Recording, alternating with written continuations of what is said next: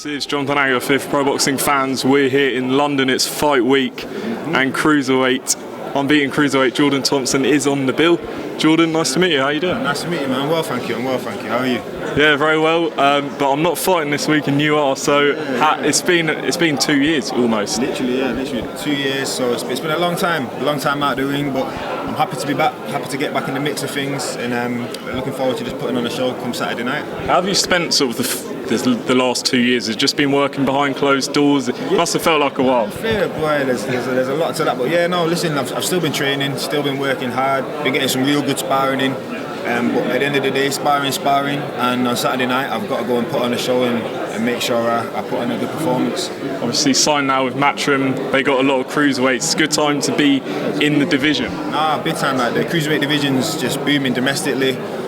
So it's a real good division to be in, and I'm sure after a couple of fights and I get some momentum behind me, I'm going to get in the mix of things and real put my name and put myself out there and make a mark on the scene and on the cruiserweight division. Picking this back up with Jordan Thompson, can't run out.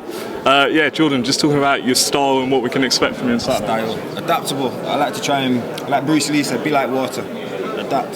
So I think that's my main asset. I'm able to adapt. Got a beautiful jab. Spiteful, vicious, artistic violence, that's what you can expect. Artistic violence, so I'm looking forward to it. Yeah, how much are you looking forward to getting in the mix of this scene? Do you want British titles within the next, say, 3 fights? Sure, man, I don't want to look too far ahead.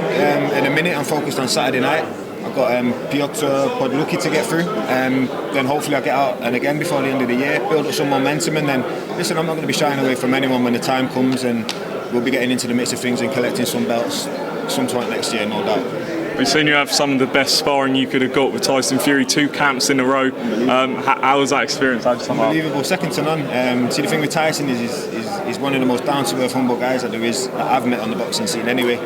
So the amount of knowledge that you can gain from that is second to none. Obviously you've got Sugar Hill in there as well. Amazing coach to work around and be around and learn under. So I've taken away a lot from that, and I'm looking forward to putting some of that into play come Saturday night. How much of a compliment is that for you to be called in for not 1, 2 camps right in a row? Amazing. Like they say, like Tyson says, he's always talking about I'm a carbon copy of Deontay Wilder. So no, it was good. The first camp went really well in Vegas, and then to get that call back again for the second one was just amazing. So no, it was a real good camp, taking away a lot from it, and just look forward to doing my thing now. What impressed you most when you were sparring him? Just how savvy he can be, and his ring IQ. He's always thinking. He's a thinking fighter, and he's a tough man. But the thing that stood out to me the most is his mindset. His mindset, I think, is the thing that sets him apart from everyone else in the heavyweight division, personally. So I just think special guy, special fighter, pleasure to be around. I've seen you sparred Usyk in the past. Yeah. If those two met, what kind of fight do you think we'd get? I think it comes back to that cliche saying, a great big man will always beat a great small man. Both amazing boxers, but I just think Tyson's too big and too skillful to let Usyk give him any problems. Great fight though, great fight. Usyk just never fails just to amaze anyone, does he? So I think Usyk's got a lot on his hands with AJ in the next fight. Watch the AJ interview. Got a different AJ coming, so I'm interested. I think this AJ is pretty dangerous, so I'm looking forward to seeing that rematch right now. How much did you learn from sparring someone like Oleksandr Usyk?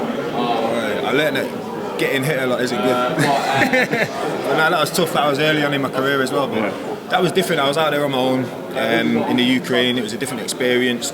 Not as I wouldn't say as welcoming as the whole Tyson Fury experience, but no, it was tough. Something I learned from, something I've taken away a lot from, and again, just add it to the bank. 2 more.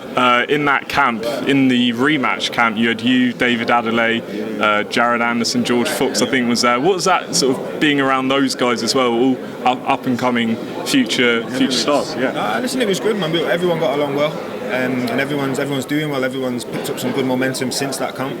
And it's good, man. We still got a relationship. Obviously, I trained with George Fox, got a very good relationship with David, and still in touch with Jared here and there. So it was funny, man. We was all teaming up on Tyson. We were all doing each other's corner and stuff like that. So it was good fun, man. Good fun.